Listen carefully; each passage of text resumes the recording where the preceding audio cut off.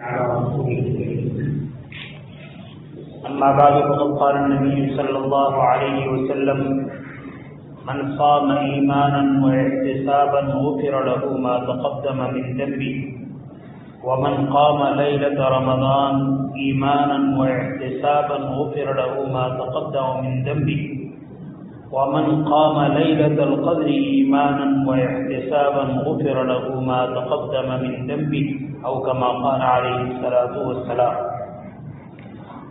میرے محترم بھائیو، دوستو اور بزرگو، گزشتہ کل یہ بات عرض کی تھی کہ ایک مسلمان مرد اور ایک مسلمان عورت رمضان کی رات کو کس طرح گزارے۔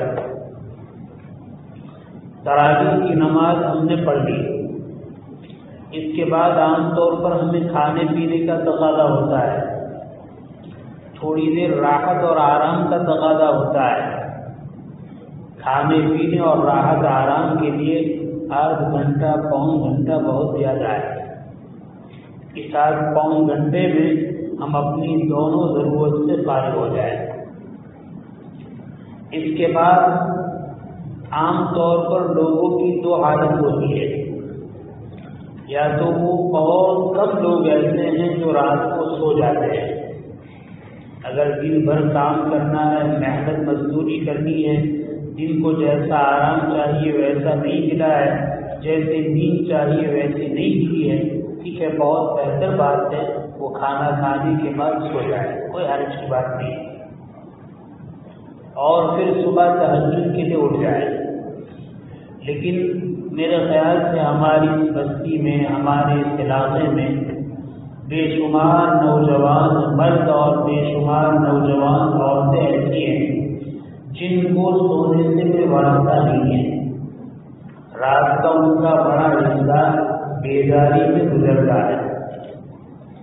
بلکہ ہماری حالت تو یہ ہے کہ شاید 12-15 سال سے لے کر 30-35-40 سال تک کے بہت سارے لوگ ایسے ہوں گے جو رمضان کی راتوں میں سوتے ہی نہیں۔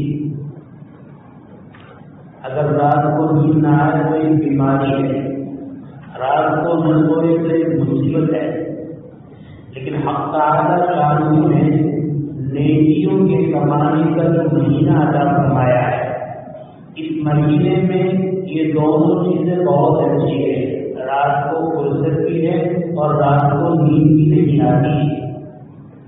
میں اپنی مادروں سے اور اپنے بھائیوں سے بڑے دل کے ساتھ یاد کروں گا، بارہا میں عرض کرتا ہوں کہ بالغ ہونے سے لے کر آج تک غفلت کی وجہ سے ہماری بہت ساری نمازیں قضا ہوئی، چاہے وہ ہمارا نوجوان مرد ہو، چاہے وہ ہماری بہن ہو۔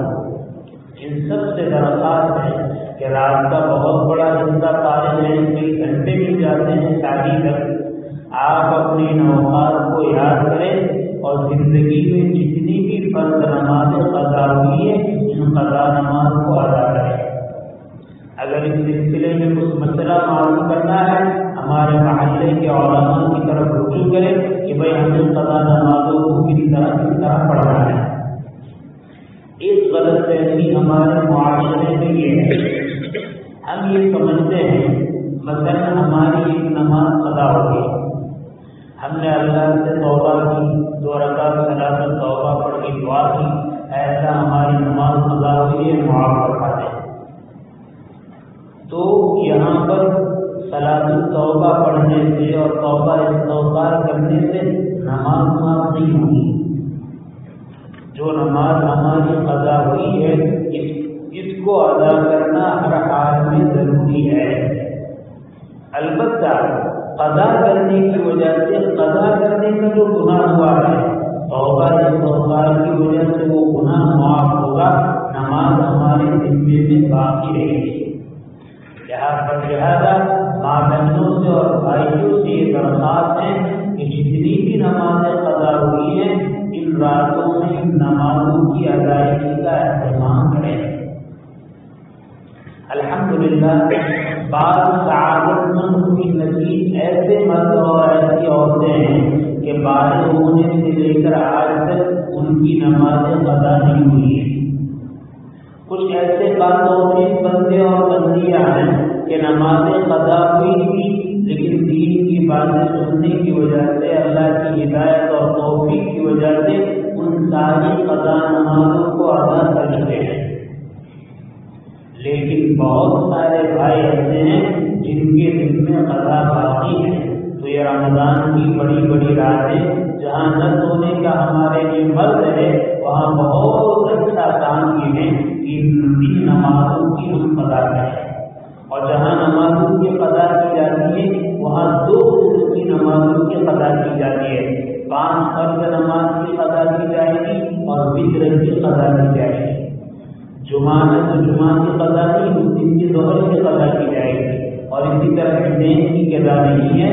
5 وقت کی فرض نماز اور وتر کی قضا کرنا ہمارے لیے ضروری ہوگا۔ البتہ اگر کچھ لوگ ایسے ہیں کہ جن کے دل میں قضا کی نہیں، یا قضا ادا کرنی، یا چندی نمازیں ہیں، دین کی بات سننے کی وجہ سے قضا نماز کو ادا کرنا شروع کر دیا، اور 4-5 راتوں میں ہماری جتنی نمازیں قضا کی وہ سب ادا ہو گئی، تو اب بقیہ وقت میں رات کو کس طریقے سے گزارے؟ میرے بھائی، رات کو گزارنے کے لیے 2 مشغلے ہیں۔ ایک مشغلہ ہے لغویات کا، گناہوں کا، گپ شپ کا، چغلی کا، آپس میں لنگرانی کا، اور ایک موقع ہے، ایک راستہ ہے اللہ کی عبادت اور فرمانبرداری کا۔ دیکھو، زندگی 2 کاموں میں سے ایک کام میں لگ کر رہے گی، چاہے وہ دن ہو چاہے رات۔ اسی طرح رمضان کی راتیں بھی ہیں، یہ 2 کام میں سے ایک کام میں لگ کر رہے گی۔ سونا تو ہمیں ہے، تو ہماری یہ راتیں ہو سکتی ہے غفلت میں گزر جائے۔ 2-4 ساتھی مل گئے، ادھر ادھر کی باتیں شروع کر دی، جھوٹ چغلی غیبت شروع کر دی، ہماری رات اس میں گزر جائے گی۔ موبائل ہاتھ میں آ گیا، موبائل میں ہماری رات گزر جائے گی۔ اور ایسے ہی کچھ نہیں تو کچھ نہیں کریں گے، غلط غلط خیالات وغیرہ میں ہماری رات گزر جائے گی۔ یعنی گناہوں کی جتنی بھی شکلیں ہیں ہماری رات اس میں گزر سکتی ہے۔ بہت بدنصیب ہے وہ آدمی کہ رمضان کے علاوہ عام راتوں میں وہ رات کو سو کر گزارتا ہے، اور رمضان کی راتیں جاگ کر غفلت اور گناہوں میں گزارتا ہے۔ لہذا ان بھائیوں کے لیے میں یاد کروں گا کہ آپ اپنی رات کا حصہ کس طرح گزاریں۔ ماشاءاللہ آپ کے دل میں نمازیں بھی قضا نہیں ہیں۔ دیکھو میرے بھائی، ہم اللہ کے فضل سے 5 وقت کی نماز بھی پڑھتے ہیں، نماز میں پڑھی جانے والی دعائیں بھی پڑھتے ہیں، نماز میں پڑھا جانے والا قرآن بھی پڑھتے ہیں۔ میں اپنے نوجوان بھائیوں سے، اپنی ماں بہنوں سے درخواست کروں گا کہ ہم اپنی نماز کو درست کریں۔ ہم دعا کرتے ہیں، کسی جاننے والے عالم دین سے بتلائے کہ بھئی ہماری دعائیں سن لیں، ہمارا قرآن سن لیں، ہم جو دعائیں پڑھ رہے ہیں صحیح ہے نہیں، ہم جو نماز پڑھ رہے ہیں وہ صحیح ہے نہیں، ہم جو قرآن کریم کی تلاوت کرتے ہیں وہ تلاوت صحیح ہے نہیں۔ یہ رمضان کی راتیں بہت اچھی ہے کہ آدمی اپنی نماز کو، نماز میں پڑھی جانے والی دعاؤں کو، اور نماز میں پڑھی جانے والے قرآن کریم کی صورتوں کو صحیح کرے۔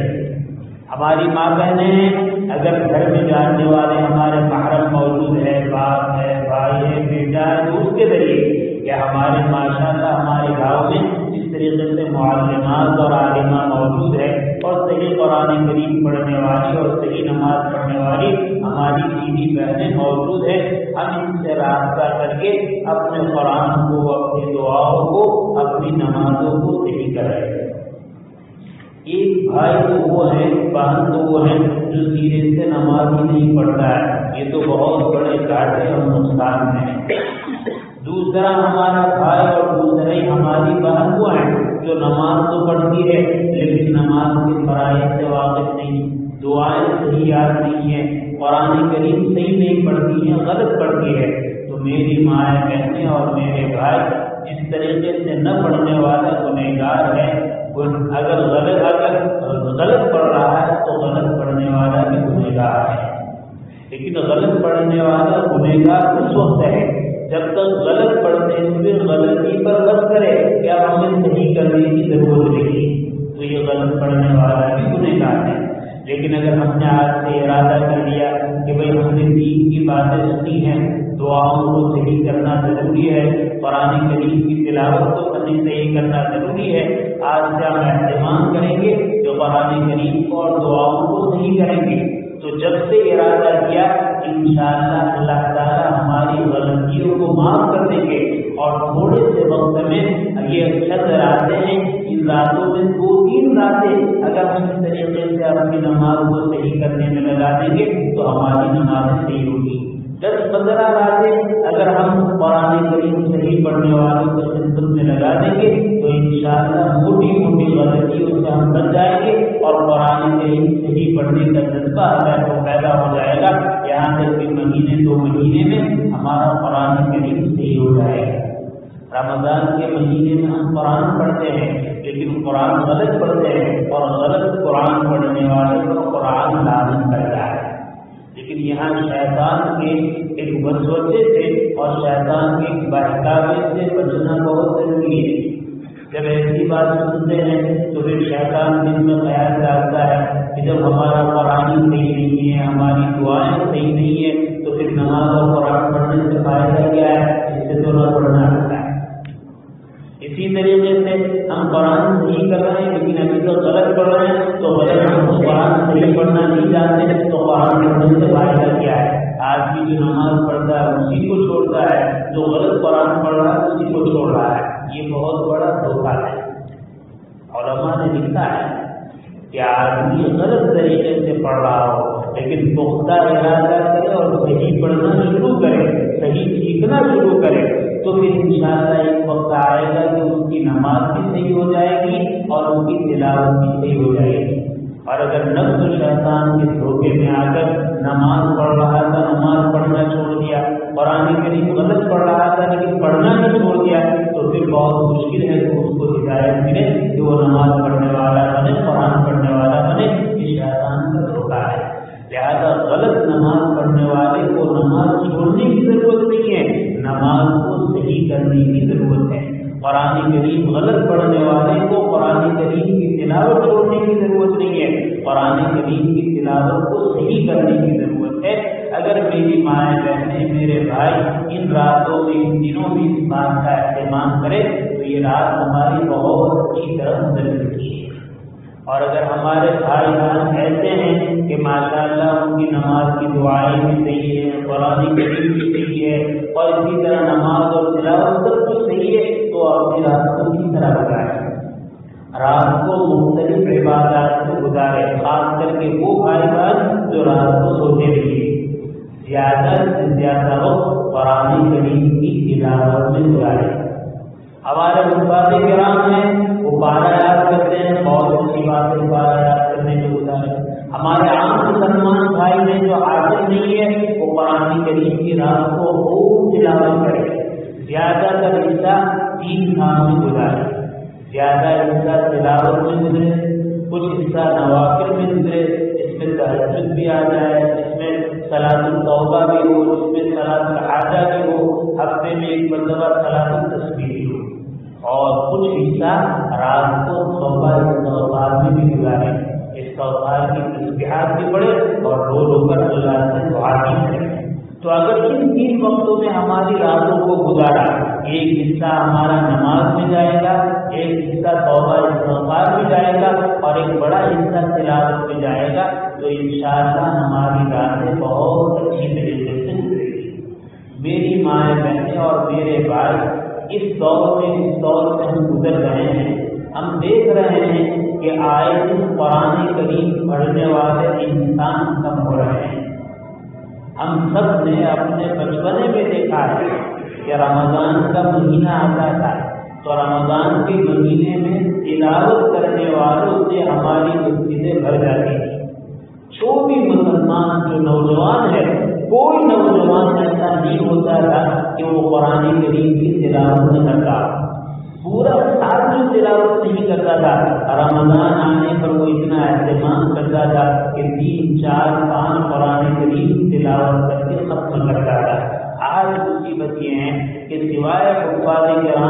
کسی کو تراویح پڑھانا ہے فکر کرتی ہے.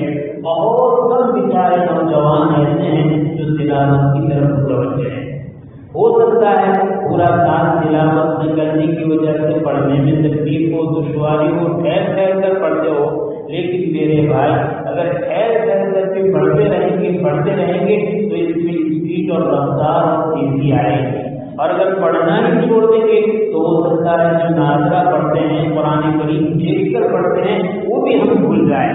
لہٰذا میں اپنے نوجوانوں سے، اپنی نوجوان ماں سے ضرور عرض کروں گا کہ ان راتوں میں، ان دن میں خوب تلاوت کا اہتمام کرے.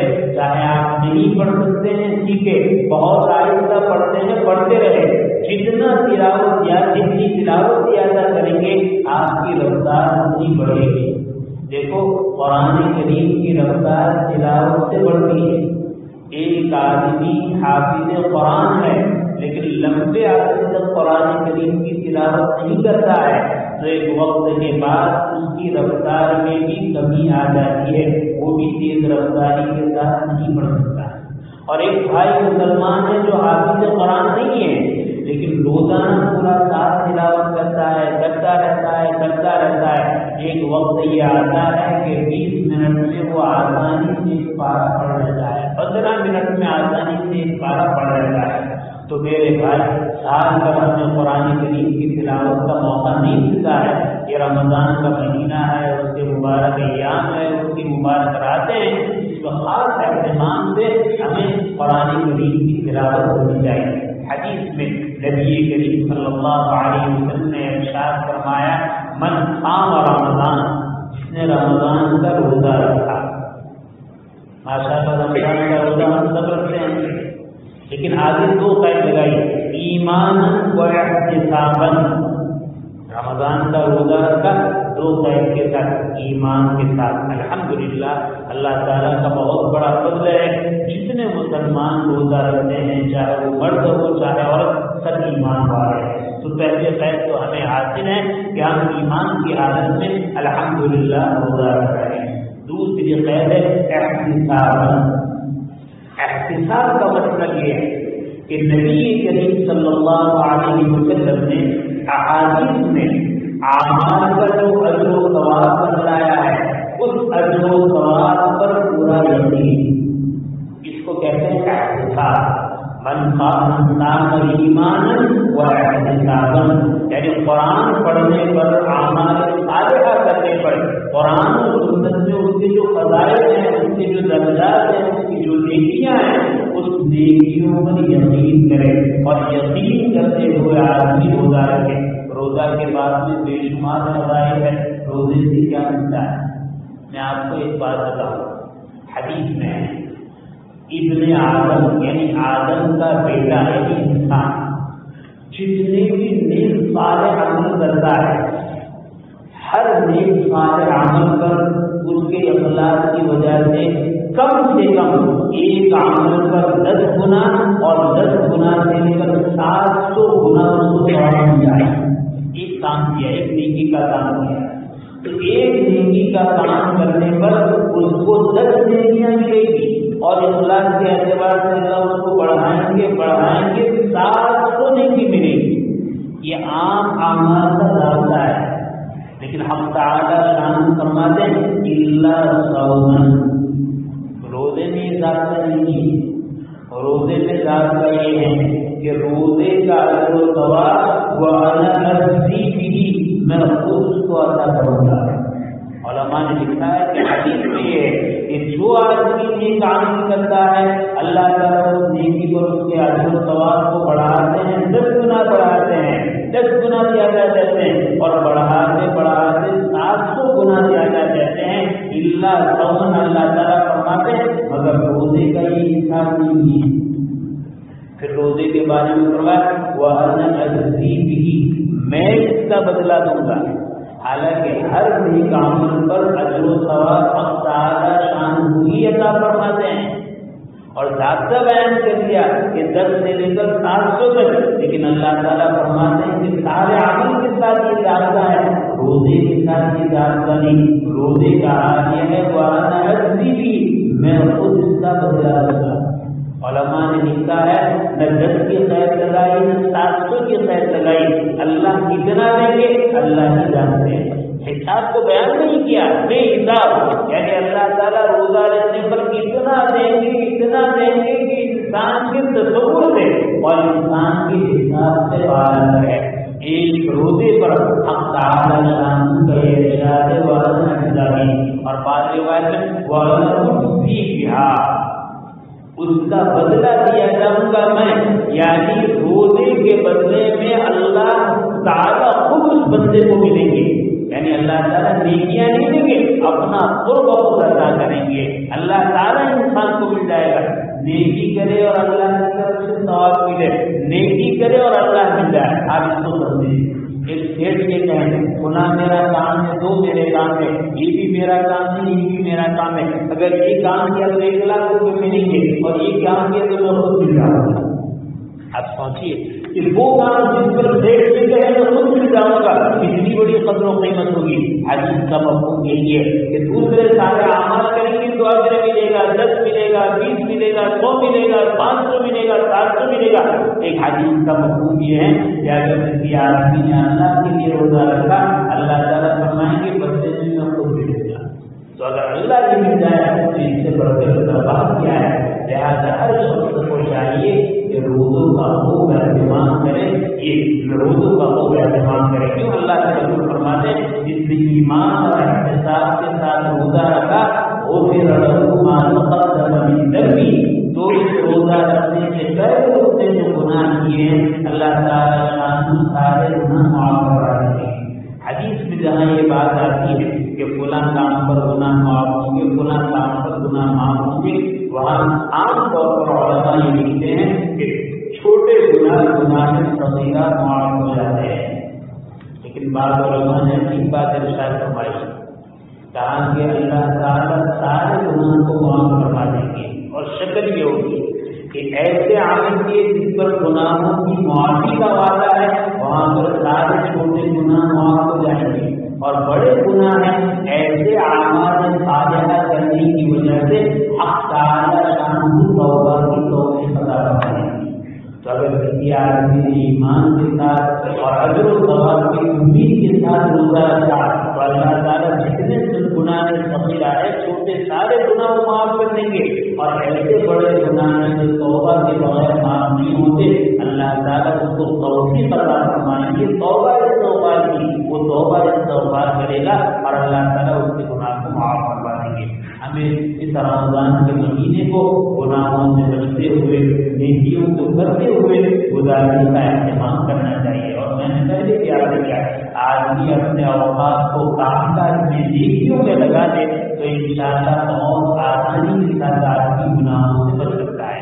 اگر ہمارے پاس وقت فارغ ہے جس میں نہ ضرورت کا کوئی کام ہے نہ نیک عمل ہے تو یہ فارغ وقت شیطان پیدل پہ رہتا ہے، تاپ میں رہتا ہے، گاٹ میں رہتا ہے کہ کوئی فارغ وقت ملے میں اس کو گناہ میں مبتلا کروں۔ لہٰذا آدمی کو چاہیے رمضان کے وقت میں کسی وقت کو فارغ نہ کرے، فرصت والا نہ کرے، ضرورت کا کام ہے وہ انجام دے، ضرورت کا کام نہیں تو عبادت میں مشغول ہو، عبادت بھی نہیں ضرورت کا کام بھی نہیں تو آرام میں مشغول ہو، آرام میں مشغول ہو، سو جائے تو سونے سے بھی انشاءاللہ وہ گناہوں سے معاف کرے گا۔ حق تعالیٰ شان میں جو باتیں کہلوائی حق تعالیٰ ہمیں عمل کی توفیق نصیب فرمائے۔ آمین وآخر دعوانا الحمدللہ رب العالمین۔ الحمد لله رب العالمين عدد خلقه ورضا نفسه وزنة عرشه ومداد كلماته اللهم لا عصي ثناء عليك أنت كما أثنيت على نفسك اللهم صل على محمد كلما ذكره الذاكرون وصل على محمد كلما غفل عن ذكره الغافلون ربنا آتنا في الدنيا حسنة وفي الآخرة حسنة وقنا عذاب النار ربنا لا تزغ قلوبنا بعد إذ هديتنا وهب لنا من لدنك رحمة إنك أنت الوهاب ربنا ظلمنا أنفسنا وإن لم تغفر لنا وترحمنا لنكونن من الخاسرين ربنا إننا آمنا فاغفر لنا ذنوبنا وكفر عنا سيئاتنا وتوفنا مع الأبرار اللهم اهدنا الصراط المستقيم صراط الذين أنعمت عليهم من النبيين والصديقين والشهداء والصالحين غير خزايا ولا ندامى ولا مفتونين اللهم اغفر لنا من خشيتك ما تحول به بيننا وبين معاصيك، ومن طاعتك ما تبلغنا به جنتك، ومن اليقين ما تهون به علينا مصائب الدنيا، ومتعنا بأسمائنا وأبصارنا وقوتنا ما أحييتنا، واجعله الوارث منا، واجعل ثارنا على من ظلمنا، وانصرنا على من عادانا، ولا تجعل مصيبتنا في ديننا، ولا تجعل الدنيا أكبر همنا، ولا مبلغ علمنا، ولا غاية رغبتنا، ولا تسلط علينا من لا يخافك ولا يرحمنا. اللهم زدنا ولا تنقصنا، واكرمنا ولا تهنا، وعافنا ولا تحرمنا، وآثرنا ولا تؤثر علينا، وارضنا وارض عنا. لا اله الا الله الحليم الكريم. سبحان الله رب العرش العظيم، والحمد لله رب العالمین. الہی آپ نے اپنے فضل و کرم سے باوجود ہزاروں معاصی کے، ہزاروں گناہوں کے، ہزاروں نافرمانیوں کے اللہ رمضان کا بارکت میں عطا فرمایا، رحمت کا اشارہ نصیب فرمایا. اللہ رحمت والے کام کرنے کی توفیق عطا فرما، ہر ایسے اعمال کی توفیق عطا فرما جس کو کرنے پر آپ کی رحمتیں متوجہ ہو. اللہ ہم غافل ہیں، گنہگار ہیں، خطا کار ہیں، ریاکار ہیں، سیاکار ہیں. ایسے کام کا صدور ہوتا ہے جو آپ کی رحمت کو دور کرنے والے ہیں. الہی ہم گناہوں سے توبہ کرتے ہیں. اے اللہ ہمارے صغیرہ کبیرہ، علانیہ پوشیدہ، ظاہری باطنی، اجتماعی انفرادی، جس کو کر کے یاد رکھا، جس کو کر کے بھول گئے، اے اللہ سارے گناہوں کو معاف فرما. اے اللہ ان کے سارے گناہوں کو معاف فرما. اے اللہ ہم سب گنہگار ہیں، خطا کار ہیں، ریاکار ہیں. اے اللہ ہم سب جب اپنے گناہ پر نظر کرتے ہیں پھر یہ دعویٰ کرتا ہے، پھر اس بات کا اعتراف کرتا ہے یہ روئے زمین پر مجھ سے بڑا کوئی گنہگار نہیں ہے. اے اللہ واقعتاً ہم سب سے بڑے گنہگار ہیں، سب سے بڑے مجرم ہیں. اے اللہ کیسے مجرم ہیں؟ آپ کی دی ہوئی نعمتیں کھاتے رہے، پہنتے رہے، استعمال کرتے رہے، آپ کی دی ہوئی آنکھوں سے دیکھتے رہے، زبان سے بولتے رہے، کانوں سے سنتے رہے، ہاتھ پیر کو استعمال کرتے رہے، دل و دماغ کو استعمال کرتے رہے. اتنی عظیم نعمتوں کا آپ نے ہمیں مالک بنایا، اتنی عظیم نعمتیں امانت کے طور پر عطا فرمائی. اللہ جب استعمال کا وقت آیا تو ہر چیز کا خلاف شرع استعمال کیا، ہر چیز کو آپ کی روٹی ہوئی جگہ پر لگایا، ہر چیز کو جو نہ دیکھنا تھا وہ دیکھا ہے، جو نہ کہنا تھا وہ کہا ہے، جو نہ سننا تھا وہ سنا ہے، جو نہ پکڑنا تھا وہ پکڑا ہے، جہاں نہیں جانا تھا وہاں گئے ہیں. اے اللہ کون سی برائی ہے اس روئے زمین پر ہم نے نہ کی ہو. اے اللہ آپ کی نعمتوں کو کھا کر آپ کے احکام کی دھچیاں اڑائی ہے. یقیناً ہم بہت گنہگار ہیں، بہت خطا کار ہیں، لیکن الہ العالمین آپ نے ستاری کا معاملہ فرمایا ہے، پردہ پوشی کا معاملہ فرمایا ہے، رحم و کرم کا معاملہ فرمایا ہے. باوجود اتنی ساری نافرمانی کے آپ نے رحمت کا عشرہ نصیب فرمایا ہے. الہ العالمین ہم آپ سے بھیک مانگتے ہیں. اے اللہ اپنی ہدایت عطا فرما، توبۃ نصوحہ نصیب فرما. اے اللہ سچی پکی ہدایت نصیب فرما، گناہوں سے نفرت نصیب فرما، عبادت کا ذوق اور شوق نصیب فرما، رمضان کے روزوں کی قدردانی نصیب فرما. اے اللہ وہ روزہ جس کے بدلے میں آپ لوگوں کو تقویٰ عطا فرماتے ہیں، اے اللہ وہ روزہ ہمیں عطا فرما، وہ تراویح اور وہ فرائض اور وہ نوافل ہمیں عطا فرما جس سے آپ کی رضامندی حاصل ہو. اے اللہ ہمیں اس بات کا اعتراف ہے ہماری ہر عبادت ہمارے منہ پر مانے جانے کے قابل ہے، نہ ہمارے سجدے صحیح ہے، نہ ہماری نمازیں صحیح ہے، نہ ہماری تلاوت صحیح ہے، نہ ہمارے صدقہ خیرات صحیح ہے. اے اللہ ہمارا تو ہر عمل ہوتا ہے، اے اللہ ہمارا ہر عمل ریا کی نظر ہے. اے اللہ آپ اللہ پیدا فرما دیجیے، اے اللہ آپ اپنا ذہن نصیب فرما دیجیے، آپ اپنی معرفت نصیب فرما دیجیے. الہ العالمین رحمت کی شکل میں ہم پر رحم فرما دیجیے، کرم فرما دیجیے، ہم میں سے کسی کو محروم نہ فرما دیجیے. اے اللہ تیرے بندے ہم پریشان حال ہیں، اے اللہ ہماری پریشانیوں کو دور فرما دیجیے. اے اللہ کوئی مالی اعتبار سے پریشان ہے، کوئی گھریلو اعتبار سے پریشان ہے، کوئی اولاد اور ماں باپ کے اعتبار سے پریشان ہے، کوئی رشتے دار اور خاندان کے اعتبار سے پریشان ہے، کوئی پڑوسیوں کے اعتبار سے پریشان ہے، اے اللہ نہ جانے کیسی کیسی پریشانیوں میں مبتلا ہے، اے اللہ ہمیں سعادت والی فرما برداری والی زندگی عطا فرما کر ہماری پریشانیوں کو دور فرما دیجیے، ہمارے بیماروں کو شفا کاملہ عاجلہ دائمہ مستمرہ نصیب فرما دیجیے، پریشان حالوں کی پریشانیوں کو دور فرما دیجیے، ایسا رزق حلال اور طیب نصیب فرما دیجیے، رزق مشتبہ اور حرام سے ہماری حفاظت فرما دیجیے، اے اللہ ایک ایک بندے اور بندیوں کو اپنے اپنے مقام پر عافیت و سلامتی کی سہولت کے ساتھ پاکیزہ نصیب فرما، برکت والا نصیب فرما، اے اللہ ہمارے قلوب کو پاک کر دے، اے اللہ گناہوں کی تاریکی سے قلوب ایسے گندے ہو چکے ہیں، اے اللہ ہمیں دین سمجھ میں نہیں آتا، تیری شریعت سمجھ میں نہیں آتی، قرآن و سنت کو اپنانا سمجھ میں نہیں آتا، شریعت پر چلنا ہمارے لیے دشوار ہو چکا ہے، اے اللہ ہمارے خباثت قلبی ہے، اے اللہ خباثت قلبی ہے، اے اللہ دل کی خساوت کو دور فرما، دل کی خباثت کو دور فرما، دل کے زن کو دور فرما، دل کی تاریخیوں کو دور فرما، اور تیری محبت کے نور سے، تیری معرفت کے نور سے ہمارے دل کو صاف کر دے، ہمارے دل کو چلا پیدا فرما، اے اللہ قرآن کریم کی تلاوت کے ذریعے سے ہمارے دل کو منور فرما، اے اللہ رمضان میں ہم آپ سے کیا مانگے، اے اللہ ہماری ضرورتوں کا آپ ہم سے زیادہ جانتے ہیں، اے اللہ ہماری ساری ضرورتوں کو پورا فرما دیجیے، ہم پریشان ہیں ہماری پریشانیوں کو دور فرما دیجیے، اے اللہ ہم بیمار ہیں ہمیں شفایت عاجلہ عاجلہ دائمہ مستمرہ نصیب فرما دیجیے، اے اللہ ایسی ایسی پریشانیوں میں مبتلا ہے زبان پر لانا مشکل ہے، اے اللہ آپ دلوں کے بھید کو جاننے والے ہیں، اے اللہ ہماری وہ پریشانیاں جو زبان پر لا نہیں سکتے، اے اللہ اپنی قدرت سے ان پریشانیوں سے دور فرما دیجیے، اے اللہ ہمیں راحت نصیب فرما دیجیے، اطمینان قلب نصیب فرما دیجیے، سکون نصیب فرما دیجیے، چین نصیب فرما دیجیے، صحت قوت عافیت تندرستی نصیب فرما دیجیے، ہر چھوٹی بڑی بیماریوں سے شفا عطا فرما دیجیے، اے اللہ تیرے کتنے بندے اور بندیوں نے اے اللہ دعا کے لیے کہا ہے، اپنی ضرورتوں میں پریشان آ رہے ہیں، اے اللہ ان کی پریشانیوں کو دور فرما، ان کے حاجات کو اے اللہ اپنا خزانہ غیب سے پوری فرما، اے اللہ ان کو کسی کا دست نگر نہ بنا، اے اللہ ان کو کسی اے اللہ ظالم کو ظلمت سے روک دیجیے، اے اللہ ظالم کو ظلمت سے روک دیجیے، اے اللہ غزہ کے مسلمانوں کی حفاظت فرما، فلسطین کے مسلمانوں کی حفاظت فرما، اے اللہ ان کی مدد فرما، ان کی نصرت فرما، ظالم کو ظلمت سے روک دے، اے اللہ مظلوم کی دستگیری فرما، اے اللہ مسلمان جہاں کہیں بھی پریشان آ گئے، اے اللہ ان کی پریشانیوں کو دور فرما، اے اللہ ان کی بے دینی کو ختم فرما،